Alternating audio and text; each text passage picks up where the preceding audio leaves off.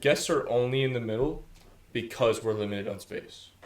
That's fair. We're sitting across the table from our guests from now on. I'm with you. Yeah. I'm cool with Guests do not get our side of the table. No. Why can't you turn it? Relax. Be strong.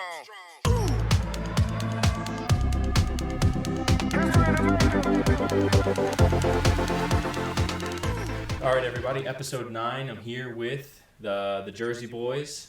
This is a big episode for us. Obviously, Matt just joined the Lemon Lads. The Jersey Boys have been a team for a long time. They pretty much got each other into the game. Well, not, I shouldn't say that. Corey got Matt into the game. In college, they created a team. They worked their way up through the advanced division locally, then into contender division last year, ultimately getting premier in Boston, taking down our pals Jake and Mike. Still sad about it, but now we're friends with these guys, so we're not as sad. After that, they went into the premier division where they just kind of dipped their toes into the water last year, got some good experience, ultimately culminating in 2023, a very good season for these guys.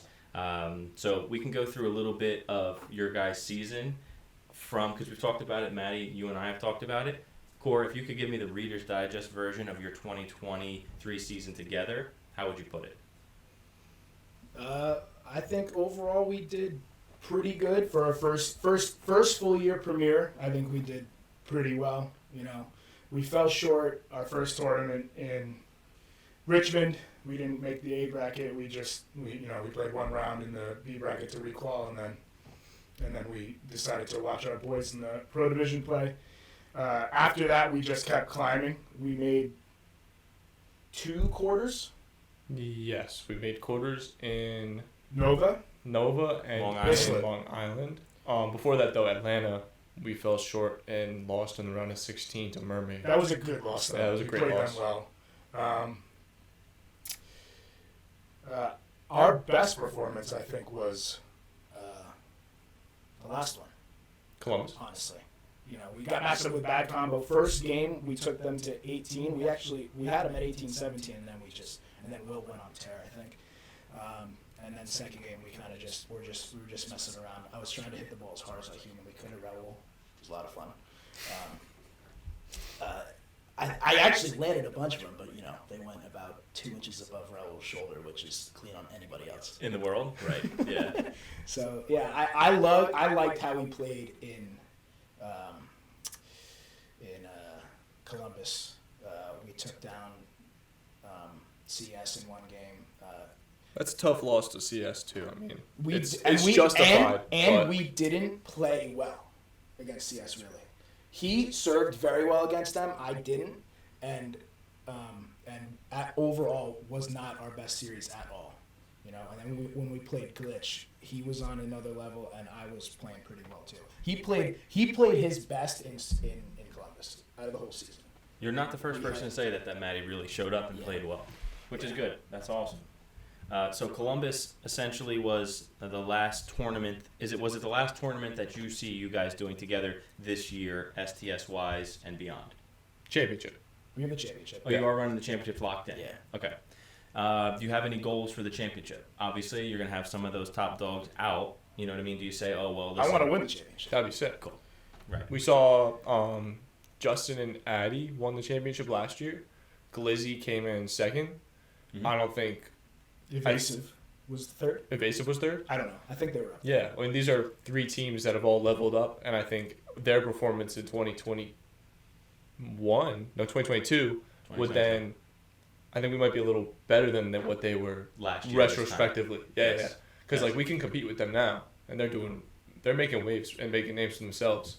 Yeah. So I believe that Marino took one of these premier divisions down with someone. With Emerson in 2021. Right. So Yeah, it is a good benchmark. If you can step up and take this tournament down, it sort of has led to like a big next season. So I think that we'll get into a little bit more of these 2 guys and letting them sort of have the floor a little bit with the Jersey Boys side of the Lemon Lads podcast, Spike Lemonade Pod. But I want to peel the curtain back a little bit and let you guys in on a little bit of the behind the scenes with the Jersey Boys. The Jersey Boys are probably strictly New Jersey's best team. Would you agree? Yeah, Not both. close. I mean, there's nobody. I mean, I guess if Gabe decided to play with somebody else, but we're not talking about that. Not even close is bold, but we're gonna let it slide. But I respect the boldness because I'd say some crazy shit like that. I so think I'm with the you. best, the next best team we beat consistently. Who is that? Jake and Mike. Right. Oh, Consistently. God. Tournaments, God. tournament pickup, all the time. All the time. It's just easy. I love it. All right, well, listen. I don't want to get out of. Mike's here in the room still, and he's aghast. But I want to peel a little bit of the curtain back for you guys on the Jersey Boys, because I think when you see the Jersey Boys and you see Matt Spo's content, it's just all love and positivity and togetherness.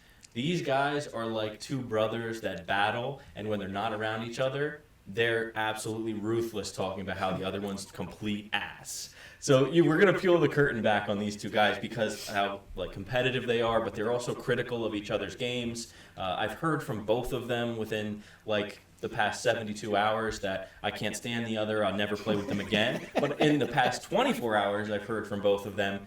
Next season could still be on the table. So, like, these guys are crazy, and I love them. They're, like, two of the most hilarious bastards that you'll ever meet. They're awesome.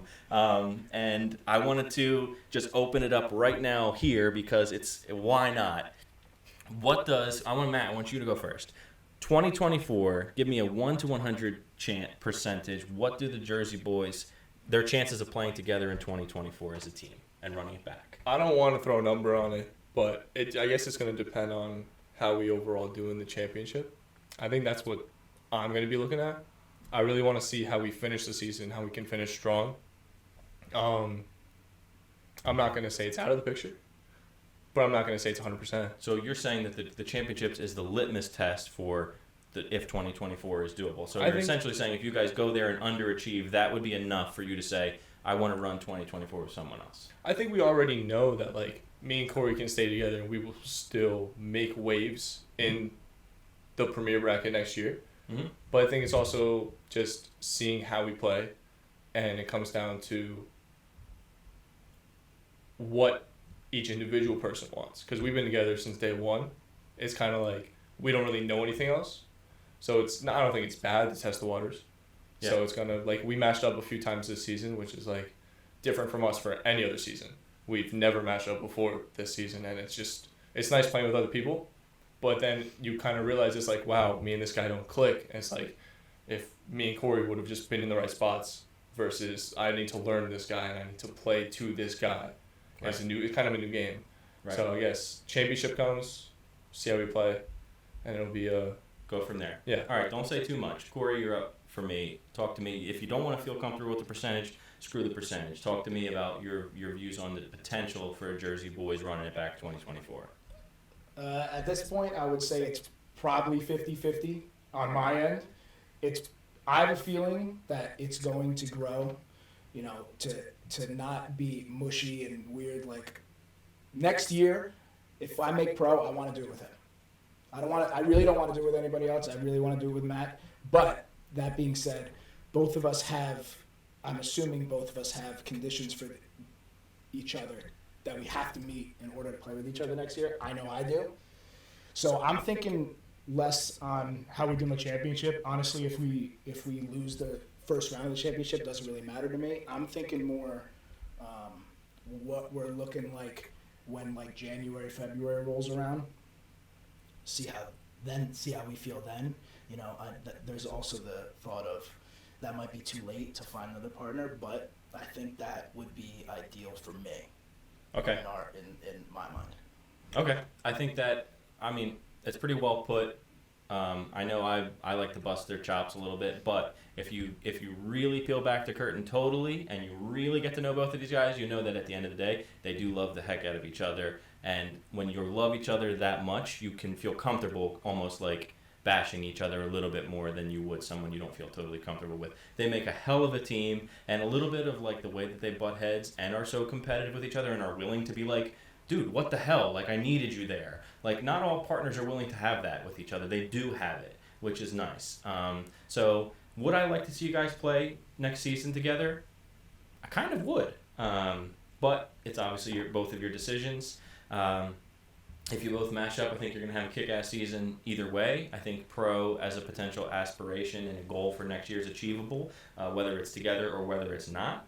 But that really would be my 2 cents on you guys together. Corey's not playing tomorrow in Connecticut because he has just like a minor little injury. Yeah, it sucks. I really want to see him play. I know that, and Maddie, we talked about playing with Mike. I know that Matthew just joined the Lemon Lads, which is big hype. We're hype about it. And I have a few favorites in the round net world, and Corey's probably one of my top 3 favorite people in the round net, like everybody in round net. And it is because you and I are so similar. We're very, very cold-blooded and cutthroat.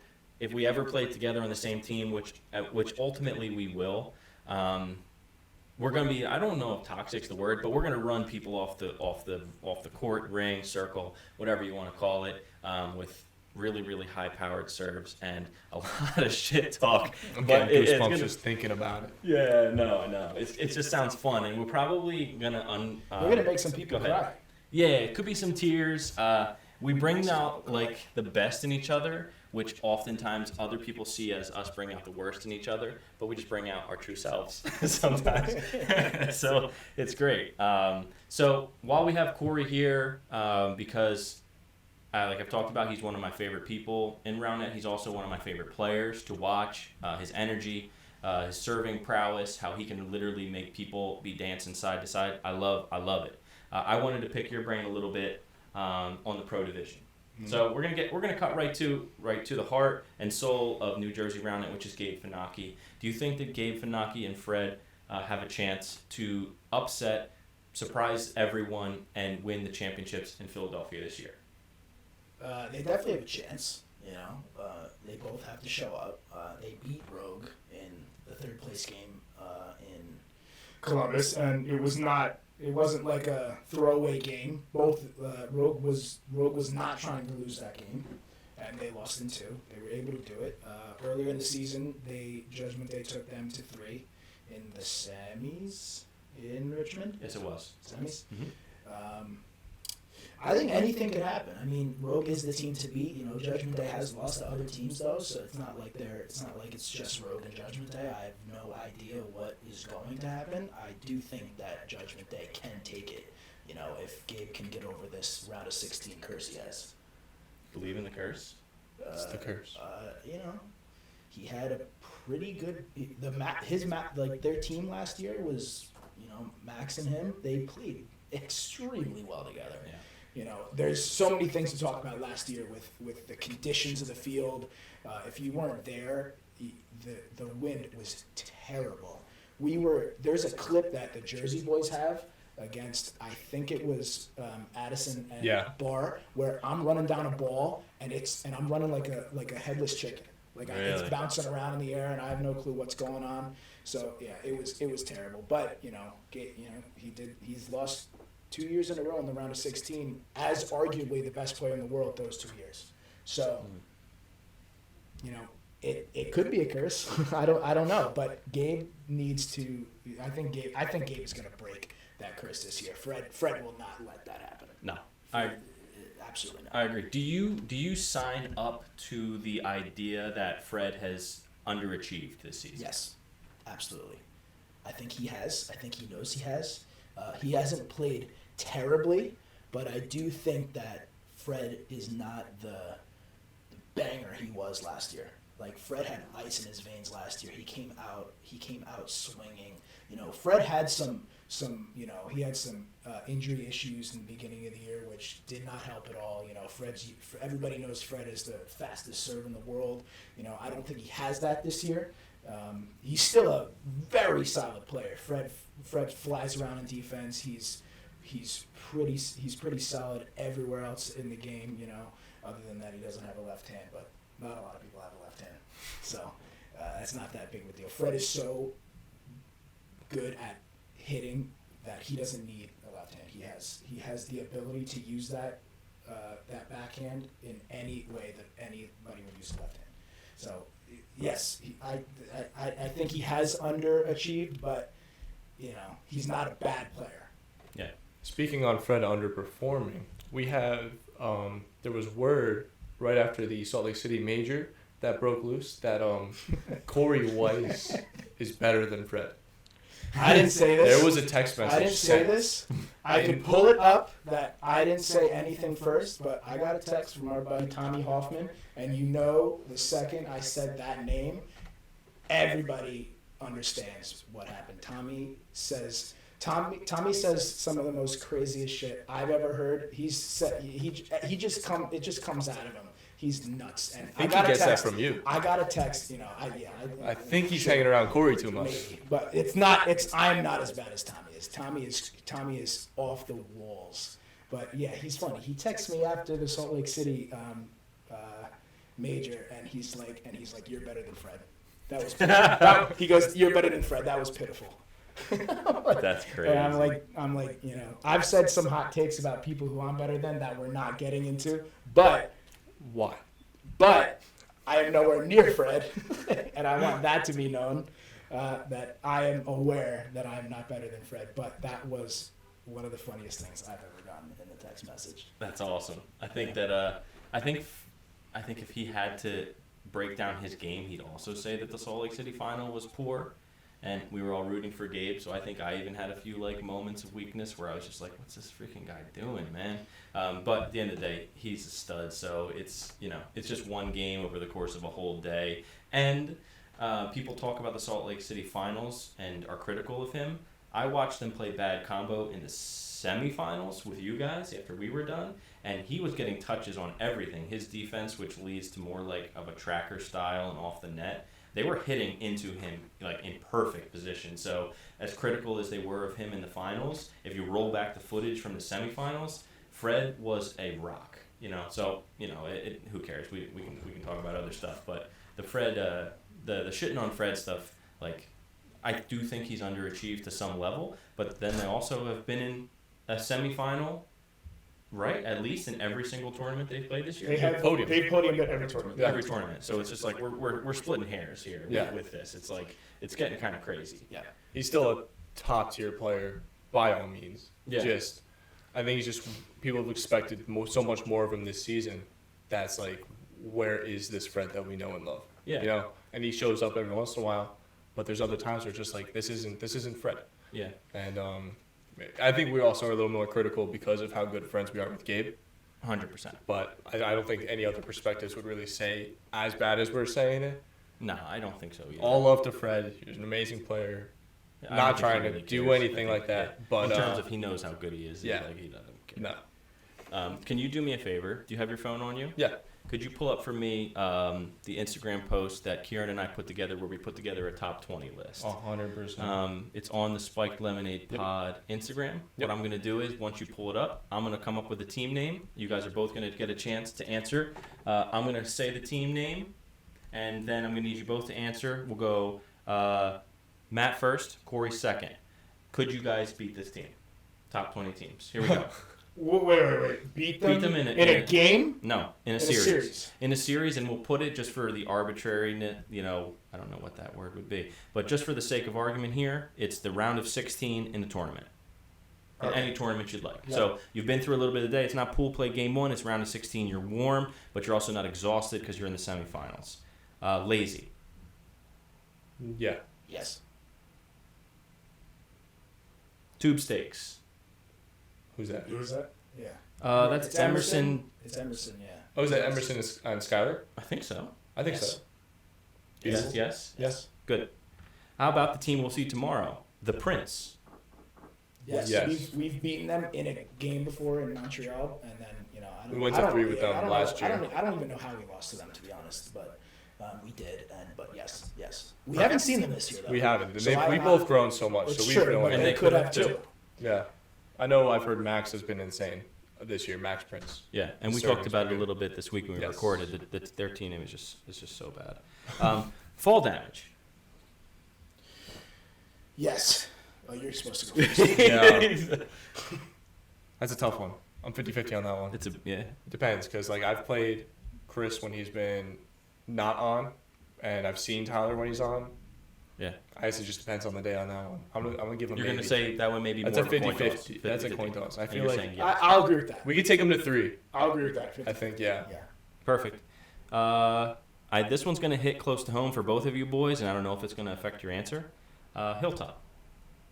I'm gonna say yes. Yes. So Definitely. I'm like, gonna go ahead. We've played them. We've seen them. We've played with them, against them. We know them as boys. It's like we can. It's nothing out the blue. It's like we can play and we can compete with them. I think a lot of these teams on there we can definitely compete with. Yeah. Can I tell you something here off air and with this Uh-huh. on air? You guys broke my heart when you lost to him and Ricky in Long Island. You think it broke your heart? You guys We broke were my devastated. fucking heart. That was you never should That have was a lost cake that. first game, and then, well, to be honest, Let's be honest. to be honest, Max did come off of that first game with like there was something else about him. Yeah. He had He didn't want Mike's to lose you magic. guys. He had Mike's No. magic juice, bro. Yeah. He I don't know what happened. He had no interest in losing us. I think I aced both of them a lot that first game. I don't think I aced them like once or twice the next 2 games. I think in total, I know in one of the games we got 3 breaks in total between the both of us. They were turned it clean. on. Max especially. Max Ricky was held his everywhere own. on defense. Yeah. Yeah. Ricky for held his sure. own. Yeah, we were able to. We We underestimated him going. We were able to abuse him a little bit in that first game, and then I guess he either picked up on us or Max went off to the side and was like, "Figure it the fuck out." right. And, Yeah. You know. And again, like that not to dwell on that game so much, but you guys played so bulletproof in game 1, and you hit a reverse cut early in the game. The score is still low. Maybe it was. I think you guys went up like 5-2 or maybe a 6-2, 6-3, 7-2, something. It was like a lot. And you hit a reverse cut, and the momentum left Modell's body. It was good. Like the game was done. Like that soon into game 1, and then we were rooting. We were like, "Yo, this is their time. Like it's time for them to take that next step up." So we won't go on anymore because I'll freaking cry over here. Profit boost. Yes. Yes. Yes. Yes. Yes. Yes. Yes, we should have beaten them. Almost, I think we should beat them every time we play. To be honest, I think we should. We Yeah. played them so freaking much now. It's just like Yeah. we've seen them way too often. And, yeah, the 2 games we lost in Richmond, we won the first game. We won. Mhm. Kieran knows it. Kieran knows we won. It was game point. I was serving. I aced him twice. He called high twice, and we it was. And they were both redone. They were both redone. So It's the same exact serve. Picture perfect. So here's what we're gonna do. Who was recording the footage? Matt Did you was- guys? You have it? You have the clips? Probably not anymore. I probably like uploaded it to a drive and not on my phone anymore. All right. We can That- check. That's not good. That hurts me. He has them. He might be able to find them. But If you- I can tell you this, and Kieran will tell you this happened too. The next tournament we were at in Atlanta, he came up to me and he was like, "My bad." Interesting. He watched it back and he was like, "Yep." Interesting. Well, listen, for you to say that here in the pod, you know that he's been here. You know that I'm close with him, and some others are. You guys are too, from having battled with him. We're close He's with a him straight- now. Yeah. We're Yeah, close you with were him you now. weren't friends earlier. We were in the not year. happy earlier in the year. That's we were, awesome. We were not happy. So I don't want to get into this aspect right now, but I do eventually, and maybe a time when we can get you back. But for him to make 2 calls, especially if they're close, and he's sort of making calls based off of I think that one was high, I think that that's a problem, and I think that making calls without being sure. Although we don't have observers in every game, and it's not Kieran's fault, it's like the system's fault. It's not cool because you guys missed out on. I know we talked briefly beforehand, so this is a little bit of some regurgitation, but you guys missed out on valuable points because you came out on the losing end versus Profit Boost in Virginia. So could that have adversely affected your whole entire season? And not to make excuses because you guys had opportunities elsewhere to capitalize. So this isn't an excuse-making session. But could it have affected your whole entire season? Yes. The answer is yes for a team like you guys that, this is obviously no offense to you guys, but you guys were going to have to fight to get in the Pro Division this year. You know what I mean? So that's something that stings a little bit for me, being very much like rooting for you guys. A few calls like that could change the whole damn season. That sucks, and it's something that needs to be talked about more. Here we go. Next team, Cigar Boys. This one I'm actually very curious about both of your answers. I'm actually more high on Cigar Boys than low, but I know that. Go ahead, Matt, you're up. I'm going to say right off the bat, no, because Grant is such a powerhouse on the serving line. I got to play him in Salt Lake and co-ed, and it was just, he's one of the more difficult servers I had to receive. Just jumpy. He hits the middle of the net, so you can't really read the lane. And he does that back step where it doesn't really lean either way. It kind of just comes out the hand and jumps. It's a lot harder to read, and if Dan gets a good freaking set, he can put that ball anywhere. He's so crafty around the net. And defensively, that's a solid defense. I think it'll just be, we'd have to hold our own and get tough breaks on them. I would lean more no. You lean more towards no. Yeah. Corey, what about you? I've never played Grant ever. I've played Dan in pickup a couple times. I'm gonna probably as well lean towards no, but I have not had too much trouble playing with Dan, but that's just Dan. So I've never played with. And I've also played with Dan in pickup where it does you can say it doesn't matter, it does matter, whatever. But I've played him only in pickup, never seen him in a tournament.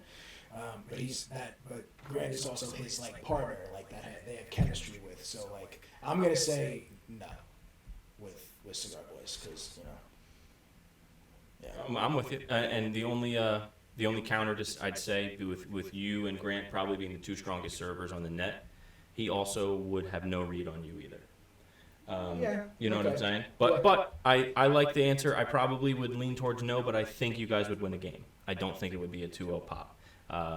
Because I think you guys have the ability to go on a little bit of a longer run as a team. But here we go. We'll go to the next team, Mermaid Sparkle. I mean, we're getting into dangerous territory here, and there's a couple more before we get into real danger zones. But here we go. We lost in 2 in Atlanta to them. You remember the scores? Yeah, it was 17 and 18. Was it 17 and 18? 18. It was 18 and 15, 15? I think. Okay. Maybe, So not maybe too bad, I don't but know. it was also tough because we're just such jokesters when the 4 of us are on the net, especially Corey and Christian across the net from each other. You can't take it seriously. So a little bit of that competitive drive goes away. But that's tough to say. I'm also going to lean no just because they have a lot of firepower when it comes to bracket. We've seen them clutch up before. They would clutch up again, beating these. They beat a lot harder teams than us. So I would say they'd probably end up on top. Okay. Yeah, I've gotten You keep going. I've gotten pretty close to Christian this season, and Noah, but mainly Christian. And, they're both very solid players, but I'm going to say absolutely we would smack them in 2. They got lucky in Atlanta. They know it. I abused Luskus on the service line. Matt got Christian on a reverse cut, and if you know Matt, that's still in the lab. So Right. It is improving, but yes. Let me tell you, Christian has no idea what's coming. If they play Jersey Boys, they're not going to play him again this year because they're going to be in pro. But when next year, if they play again next year, if they mash up for one tournament next year and they see the Jersey Boys, they better just start running. Let's go. Shaking in their boots. I love it. All right, well, listen. The Mermaid Sparkle is a very, very hot take, but I actually go. I go with you guys. I actually am taking you guys over them in Probably a Mermaid in 2, honestly. You're beating them in 2 as well? No. They beat us in 2. No, I'm saying that's your prediction. No, you're taking. No. Oh, you're being jokester. I actually believe you guys. I think you beat them. This is where we get into dangerous zones because I think this is as far as I'd go with believing in you guys. Bot house. I couldn't go it. I couldn't do it. I'd go to no pretty quickly. I'll go no. And I don't like to do that, but I would go to no quickly. We fought them hard though. We One game. We played well First one game. Yeah. First game we fought them hard, and then we've decided to have fun. Yeah, I wouldn't say. The first serve out of the second game, I decided to try to do that. I leaned out as far as I could right and hit a cut, and I actually aced Owen with it, but we were just messing around. Right. Okay. I wouldn't say confident in 2. Right. We could probably squeeze a game or make it hard for them. It won't be light on them at all, but yeah, probably so 2. After we get through here, we're getting into real dangerous territory with teams, and we won't waste any more time with a couple of these ones. With the exception of ES, because you wouldn't have any idea about them, and they're not really serve heavy, and you guys have the ability to be serve heavy. Maybe that's one where we could flirt with, but we don't know enough about them. I know you guys aren't watching ES. Yeah, I do not watch so it's not even worth talking about. this is what we're going to do as we get through like this last little bit here before we wrap it up. I wanted, Corey, if you could, you have this list here too, so feel free to refer to it. I'd like for you to give me your top 5 pro teams ranked in order right now, if you had to give 1 to people 5? power rankings 1 to 5. Yep. With a little bit of context as to why they go where they go. And our phone's dying, so we got to be on the horn here. Rogue at 1 for obvious reasons. I'm not going to go into that. Judgment Day at 2. You stick with that? Yeah, I'll stick with that. I think if Judgment Day plays at their best and Rogue plays at their best, it's going to be like 3 games in extras every single game. And I don't know. I couldn't even tell you who would take it. So I got Rogue and Judgment Day.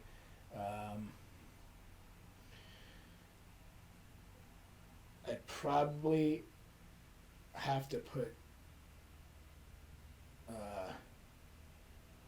Critical Hit at 3 Wow. I'm going to get some shit for that. because of their results. You know, Justin Barr holds his own. He's like he doesn't just he's not just there to support Vinny. He gets aces. He gets touches. He gets breaks. He's not like it's not just Vinny hitting 10 aces a game. Barr is there to win, and he's holding his own, and they have proved it. You know, they've come up short.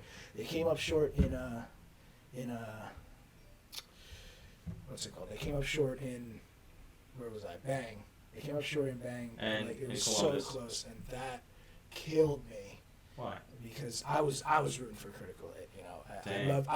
I love Ryan, and you know I don't really know Thomas, but I was done seeing them win. I needed somebody else to win. They were so close. They were up 18-15, I think, 18-14 maybe. I don't remember in Game 3. But Dang. yeah, I'm gonna put Critical Hit there. So we got a 4 and a 5 spot left.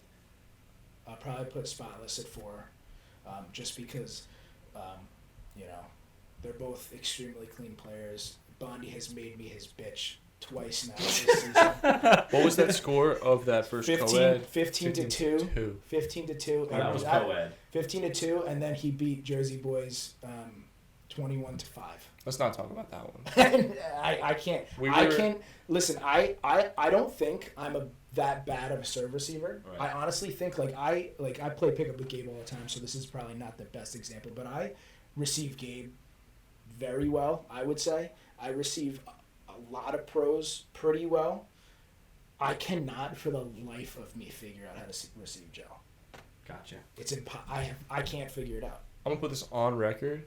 I didn't get aced by Joe once I think playing I- with I Jake think against Clark. I think I got Joe? aced by Joe probably 10 times in one game at Nova. Holy crap. I can't do it. I don't know what my problem is. I'm not. It's not like I'm there either. I'm not there.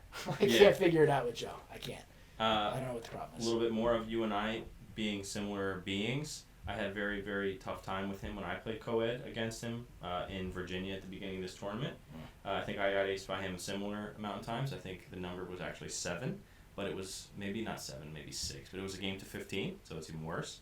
And then afterwards, because he's a sweetheart, he complimented the shirt I was wearing. He was like, I really like the shirt you're wearing. And it was just like, bro, like, leave me alone. Get out of here. You just crushed me. Yeah, leave me That's- alone. that's Go funny. away. Yeah, but yeah, so that's it. All right, all you have left for me is a number 5. So we have for you, we have Rogue, we have Judgment Day, we have Critical Hit.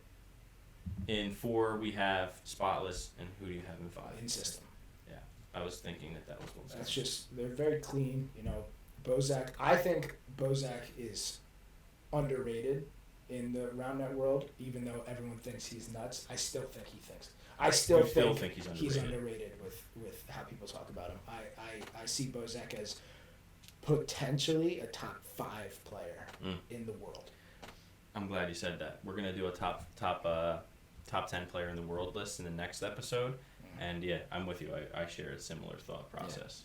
Bozak, I know we're all like ride or dies for Mr. Fanaki, and I've talked to him a little bit about this too. I would freaking love to see Gabe ride a season or maybe just a tournament to see with Mr. Bozak. I don't know how committed Mr. Bozak is to Etienne for 2024. I don't know. I don't know nothing. I'm not planting any seeds. But that would be a team like Bozak's my favorite player to watch. Gabe's my favorite player to root for. It would be pure bliss if I could put together any team like that for them. But listen, we have Connecticut tomorrow. Corey unfortunately won't be playing, which bums me out. But he'll be back soon. It's something just minor.